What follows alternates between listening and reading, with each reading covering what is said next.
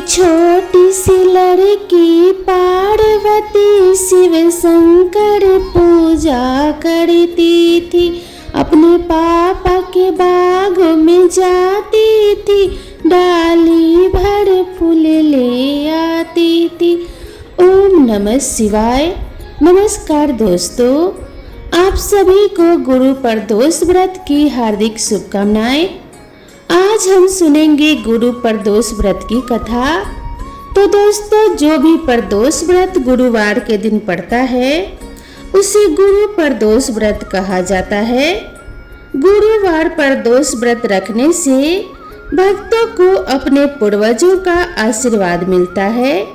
गुरु प्रदोष व्रत भगवान शिव और माता पार्वती को समर्पित है, जो कि प्रदोष काल में यानी कि शाम के समय किया जाता है और माना जाता है कि यह व्रत करने से भक्तों को सुख समृद्धि और सभी प्रकार की मनोकामनाओं की पूर्ति का आशीर्वाद मिलता है।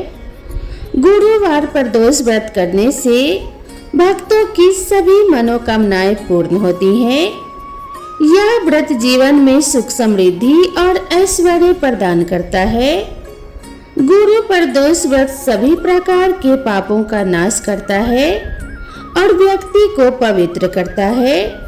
यह व्रत शत्रुओं से रक्षा करता है और उनके प्रभाव से मुक्ति दिलाता है। गुरु प्रदोष व्रत पितृदोष को दूर करता है और पितरों का आशीर्वाद प्राप्त होता है। इस व्रत को करने से बृहस्पति ग्रह के शुभ प्रभाव से जीवन में विजय और सफलता मिलती है। यह व्रत मानसिक शांति और शारीरिक स्वास्थ्य में सुधार करता है। गुरु प्रदोष व्रत करने से साधक को हर कार्य में विजय श्री मिलती है। इस व्रत से व्यक्ति के धन में भी वृद्धि होती है। यह व्रत दाम्पत्य जीवन में सुख और शांति प्रदान करता है। गुरु प्रदोष व्रत संतान प्राप्ति की इच्छा रखने वालों के लिए भी लाभकारी होता है। गुरु प्रदोष व्रत भगवान शिव की विशेष कृपा पाने का दिन है। तो चलिए अब हम सुनते हैं गुरु प्रदोष व्रत की कथा। एक बार इंद्र और वृत्रासुर की सेना में घनघोर युद्ध हुआ। देवताओं ने दैत्य सेना को पराजित कर नष्ट भ्रष्ट कर डाला। यह देख वृत्रासुर अत्यंत क्रोधित हो स्वयं को युद्ध के लिए उद्यत हुआ। आसुरी माया से उसने विकराल रूप धारण कर लिया। सभी देवता भयभीत हो गुरुदेव बृहस्पति की शरण में पहुँचे।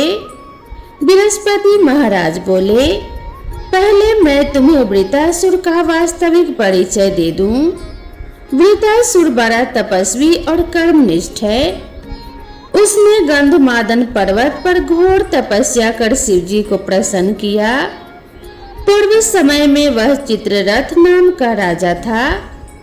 एक बार वह अपने विमान से कैलाश पर्वत चला गया। वहां शिवजी के वाम अंग में माता पार्वती को विराजमान देख वह उपहास पूर्वक बोला कि हे प्रभु, मोह माया में फंसे होने के कारण हम स्त्रियों के वशीभूत रहते हैं, किंतु देवलोक में ऐसा दृष्टिगोचर नहीं हुआ कि स्त्री आलिंगनबद्ध हो सभा में बैठे। चित्ररथ के यह वचन सुन सर्वव्यापी शिव शंकर हंसकर बोले कि हे राजन, मेरा व्यवहारिक दृष्टिकोण पृथक है। मैंने मृत्युदाता कालकूट महाविष का पान किया है, फिर भी तुम साधारण जन की भांति मेरा उपहास उड़ाते हो। माता पार्वती क्रोधित हो चित्ररथ से संबोधित हुई, अरे दुष्ट, तूने सर्वव्यापी महेश्वर के साथ मेरा भी उपहास उड़ाया है। अतएव मैं तुझे वह शिक्षा दूंगी कि फिर तू ऐसे संतों के उपहास का दुस्साहस नहीं करेगा। अब तू दैत्य स्वरूप धारण कर विमान से नीचे गिर, मैं तुझे शाप देती हूँ। जगदम्बा भवानी के अभिशाप से चित्ररथ राक्षस योनि को प्राप्त हो गया। और त्वष्टा नामक सृष्टि के श्रेष्ठ तप से उत्पन्न हो वृतासुर बना। गुरुदेव बृहस्पति आगे बोले, वृतासुर बाल्यकाल से ही शिव भक्त रहा है, अतः हे इंद्र, तुम बृहस्पति प्रदोष व्रत कर शंकर भगवान को प्रसन्न करो। देवराज ने गुरुदेव की आज्ञा का पालन कर बृहस्पति प्रदोष व्रत किया।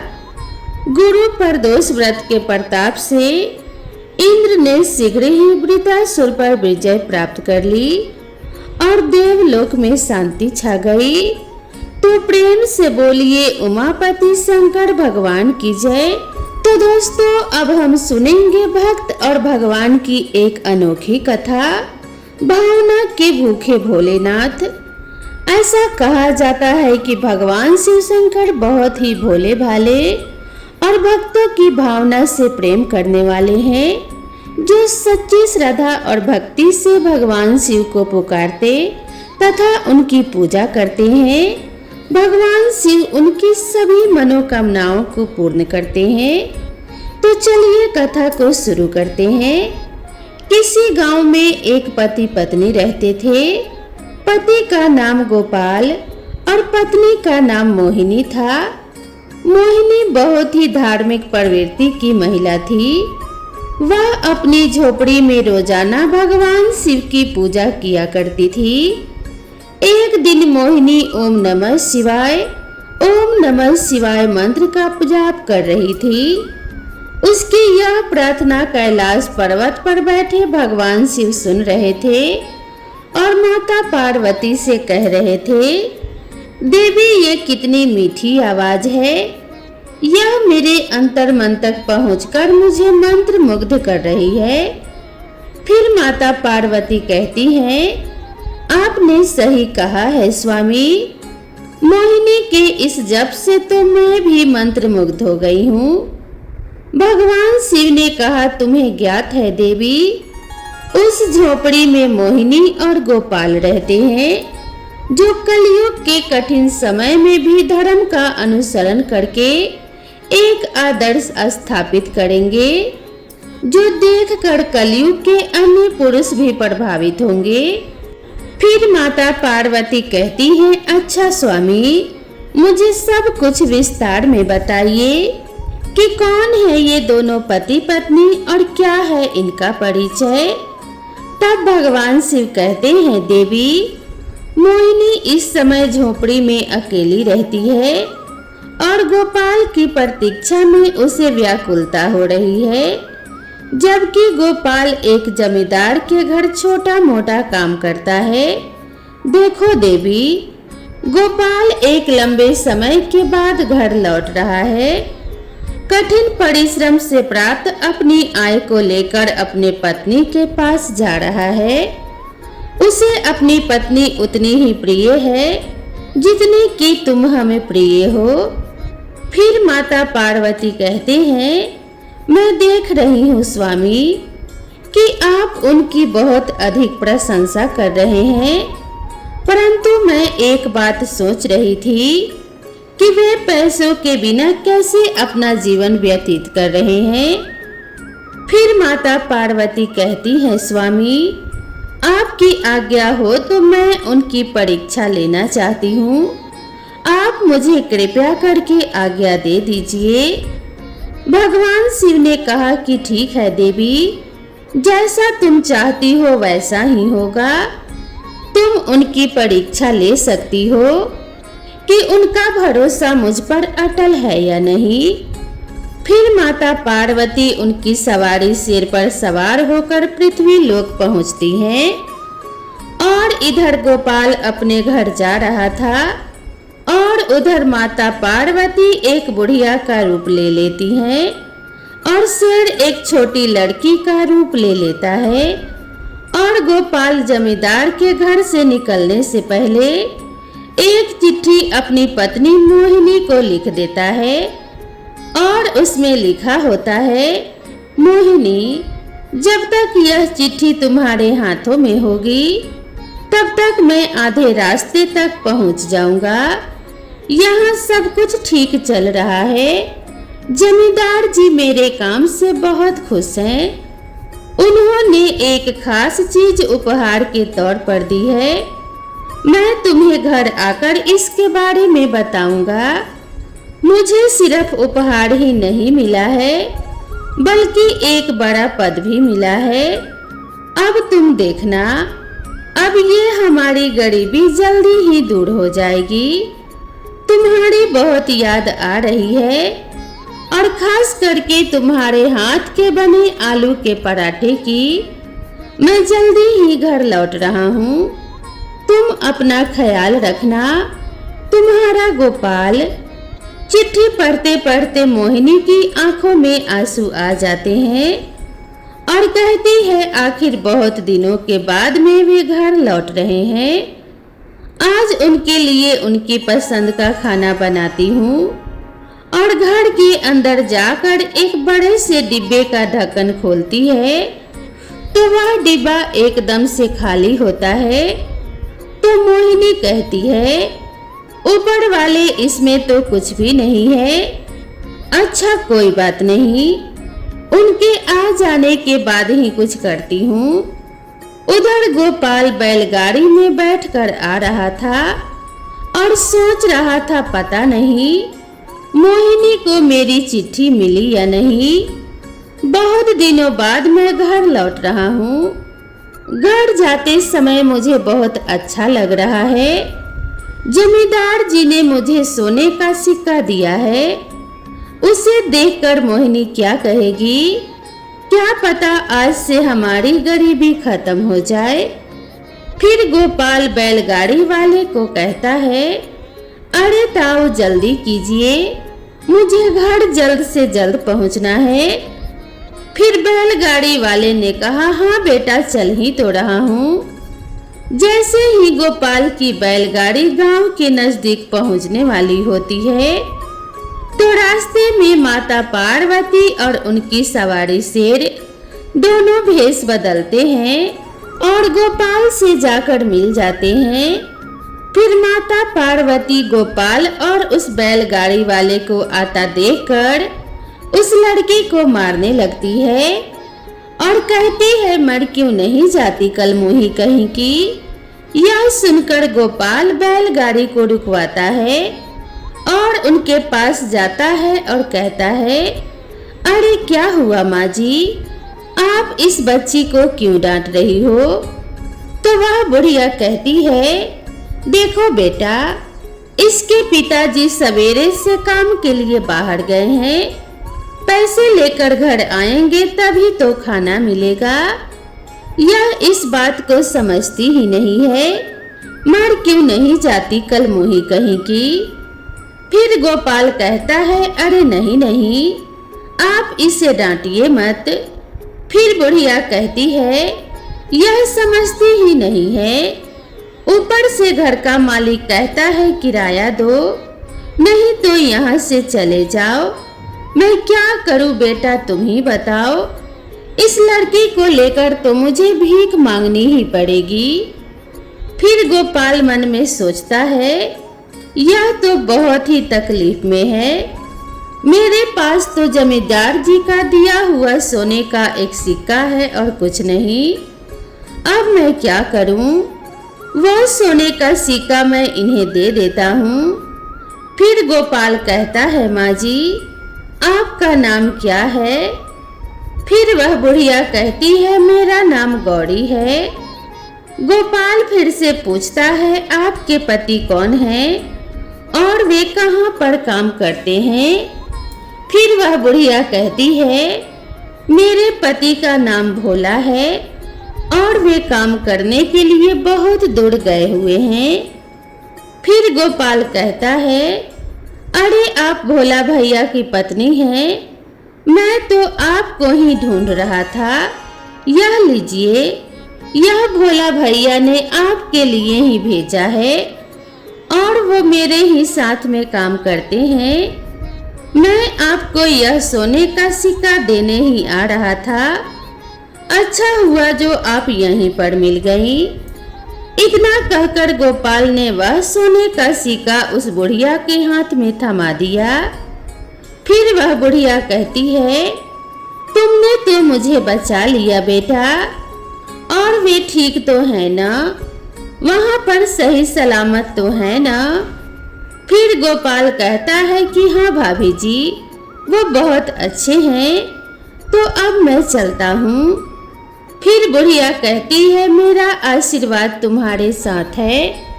फिर वह बुढ़िया उस लड़की के साथ वहां से चली जाती है।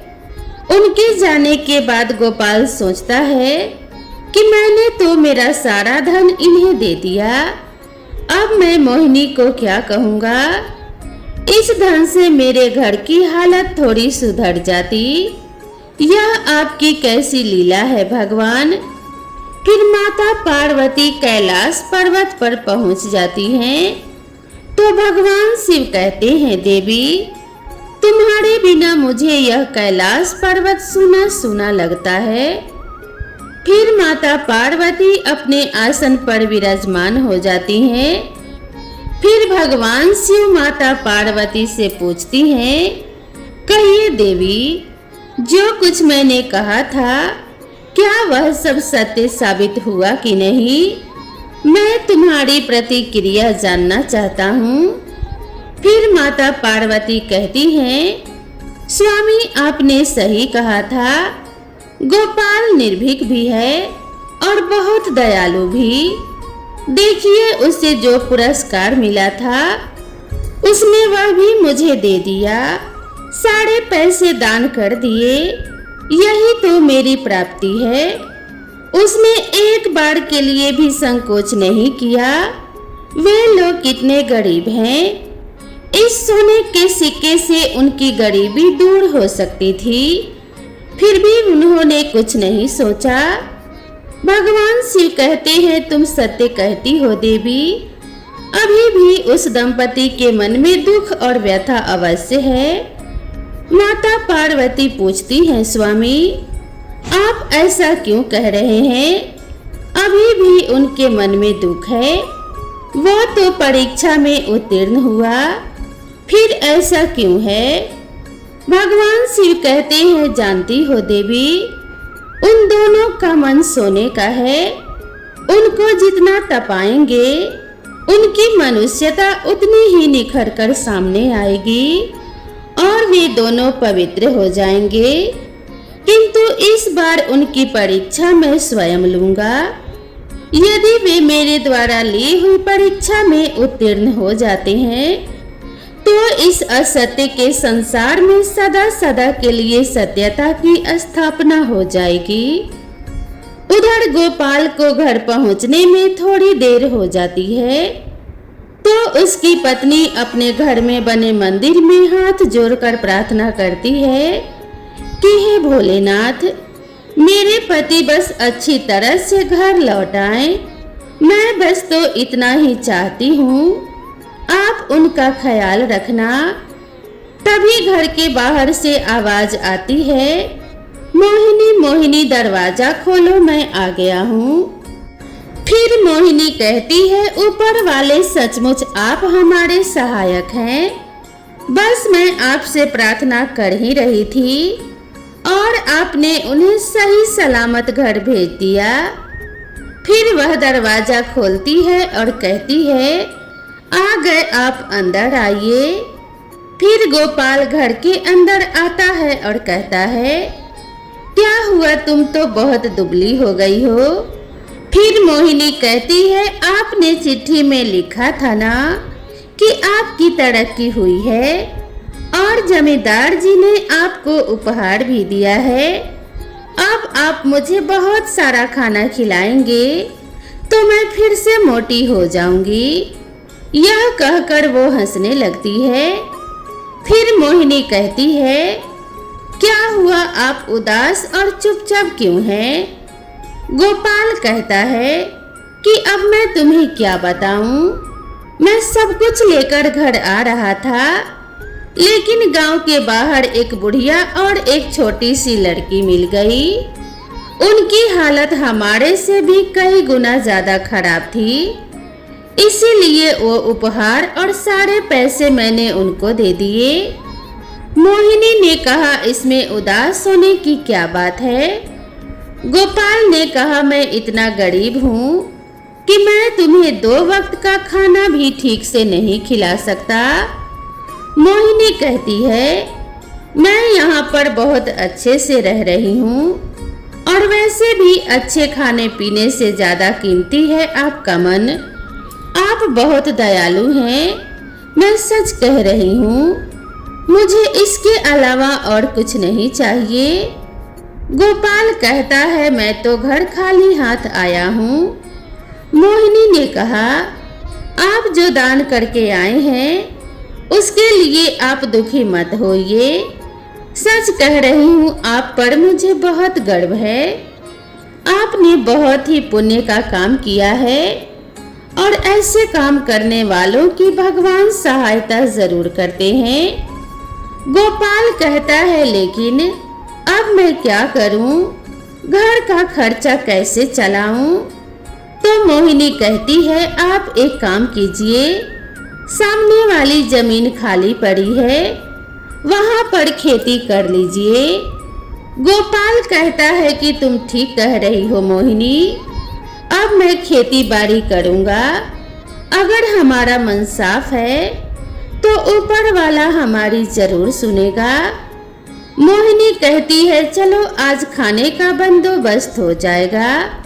मैं पड़ोसन से लेकर आई हूँ, आप बिल्कुल चिंता मत कीजिए। फिर अगले दिन गोपाल सामने वाली जमीन को फावड़े से खोदने लगता है और उस जमीन को खोदकर खेती योग्य बना देता है और उसमें गेहूं की खेती करता है और गेहूं की फसल अच्छे से उग जाती है और देखते देखते बड़ी भी हो जाती है। बस अब उसमें धान आने वाला होता है। यह देखकर गोपाल और उसकी पत्नी बहुत खुश होते हैं। मोहिनी कहती है, आप देखिए अब सब कुछ ठीक हो जाएगा। तभी अचानक एक दिन मूसलाधार बारिश हो जाती है और उसके साथ जोरदार तूफान भी आता है। फिर गोपाल और उसकी पत्नी उठकर अपने घर से बाहर निकलकर अपनी फसल को देखने जाते हैं तो पीछे से उनकी झोपड़ी भी उड़ जाती है और देखते ही देखते बाढ़ जैसी स्थिति उत्पन्न हो जाती है। उनका पूरा खेत पानी में डूब जाता है और साथ में उनका घर भी डूब जाता है। उनके घर के मंदिर में रखा हुआ कलश बहकर बाहर आता है तो उसकी पत्नी उसे उठाकर रोने लगती है। फिर अगली सुबह जब पानी उतर जाता है तब वह अपने खेत में जाकर देखते हैं तो पूरी फसल बर्बाद हो चुकी थी। घर पूरा पानी में डूबकर टूट गया था। फिर गोपाल कहता है कि हे भगवान, तुम किस जन्म की परीक्षा ले रहे हो? अब हम क्या करेंगे? यह कहकर गोपाल फूट फूट कर रोने लगता है। मोहिनी कहती है, बस कीजिए, आप रोइए मत। ऊपर वाले हमारी परीक्षा ले रहे हैं।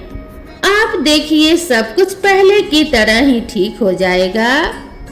उधर माता पार्वती भगवान शिव से कहती हैं, स्वामी आप उन पर दया कीजिए और उनकी परीक्षा मत लीजिए। वे लोग बहुत गरीब हैं, मैं उनका कष्ट और नहीं देख सकती। भगवान शिव कहते हैं, स्वयं का धर्म और कर्म यही उनके सपनों को साकार करता है। इसके लिए और कुछ नहीं चाहिए। बात को समझो देवी। चारों तरफ अंधकार छाया हुआ है। इस अंधकार की भूख से ही सूर्य का उदय होता है। और इधर गोपाल और उसकी पत्नी एक शिव मंदिर के बाहर बैठ जाते हैं और गोपाल अपने मन में कहता है कि हे भोलेनाथ, क्या पाप किया था मैंने जो आप हमें इतना कष्ट दे रहे हैं? मैं मोहिनी को और गरीबी में नहीं देख सकता हूँ। हे भोलेनाथ, मेरी प्रार्थना सुन लो। तभी मंदिर के दूसरे छोर पर भगवान शिव प्रकट होकर एक बूढ़े आदमी का रूप लेकर आते हैं और गोपाल के सामने से गुजरते हैं और उसके सामने एक सोने के सिक्कों से भरी थैली गिराकर आगे बढ़ जाते हैं। फिर गोपाल आवाज लगाता है, अरे बाबा सुनिए, यह आपकी थैली यहाँ गिर गई है। फिर भी वो बूढ़े बाबा नहीं सुनते, तो गोपाल वह थैली उठाकर उनके पीछे जाता है और उन्हें कहता है, अरे बाबा जी सुनिए, यह आपकी थैली गिर गई है। फिर वह बूढ़े बाबा कहते हैं, बहुत उपकार किया है भाई तुमने, मेरे जीवन भर की कमाई इस थैली में रखी हुई थी, इसे लौटाकर तुमने मुझ पर बहुत बड़ा एहसान किया है, वरना ऐसे में कौन लौटाता है। गोपाल कहता है कि नहीं नहीं, दूसरे का सामान लौटाना तो मनुष्य का कर्तव्य है। फिर बूढ़े बाबा कहते हैं, तुम बहुत ही सच्चे इंसान हो, वरना इस दुनिया में बस झूठे लोग ही व्याप्त हैं। उन सब के बीच तुम बहुत बड़ा उदाहरण बनोगे बेटा। तुम्हें देखकर लगता है कि तुम बहुत गरीबी में जी रहे हो, फिर भी तुम्हारे मन में लोभ लालच नहीं आया, यह बहुत बड़ी बात है। देखना, इस सत्य का फल तुम्हें अवश्य मिलेगा, यह मेरा आशीर्वाद है। अब मैं चलता हूँ। फिर गोपाल और उसकी पत्नी अपनी टूटी हुई झोपड़ी में वापस चले जाते हैं। रात के समय मोहिनी गोपाल को एक गिलास पानी देती है और कहती है, ये लीजिए, आज भी पानी पीकर ही सोना पड़ेगा, ऐसे तो बुखार आ जाएगा, ऊपर से घर की छत भी नहीं है। फिर गोपाल रोते हुए कहता है कि हे भोलेनाथ, मुझे माफ कर दो, मैं और नहीं सह सकता ये गरीबी, अब मेरे अंदर सहन शक्ति नहीं रही प्रभु। तभी उनके घर के बाहर जोरदार प्रकाश प्रकट होता है। गोपाल और उसकी पत्नी घर के बाहर जाते हैं तो वे देखते हैं वही बुढ़िया और वही बच्ची और वही बूढ़े बाबा तीनों एक साथ दिखाई देते हैं और थोड़ी ही देर में वे तीनों भगवान शिव, माता पार्वती और शेर के रूप में परिवर्तित हो जाते हैं। गोपाल कहता है, मोहिनी, कहीं मैं सपना तो नहीं देख रहा हूँ। भगवान शिव और माता पार्वती साक्षात हमारे सामने खड़े हैं। फिर मोहिनी कहती है, यह सपना नहीं हकीकत है। देखिए, भगवान शिव हमारे बुलावे पर आ गए हैं। फिर दोनों पति पत्नी कहते हैं, भगवान शिव और माता पार्वती की जय हो। इतना कहकर वे दोनों उनके चरणों में गिर पड़े। माता पार्वती कहती हैं, तुम्हारा इतना साफ मन देखकर हम प्रसन्न हो गए हैं। ये जो हमने तुम्हारे पैसे लिए थे, ये तुम्हारी परीक्षा थी। तुम्हारा मन इतना साफ है कि सृष्टि के सारे लोग तुम्हें हमेशा याद रखेंगे। भगवान शिव कहते हैं, मैं तुम्हें वरदान देता हूँ कि आज के बाद तुम्हें कभी दरिद्रता का सामना नहीं करना पड़ेगा। तुम सदैव सुखी रहोगे और आज के बाद से तुम जीवन में हमेशा उन्नति करते रहोगे।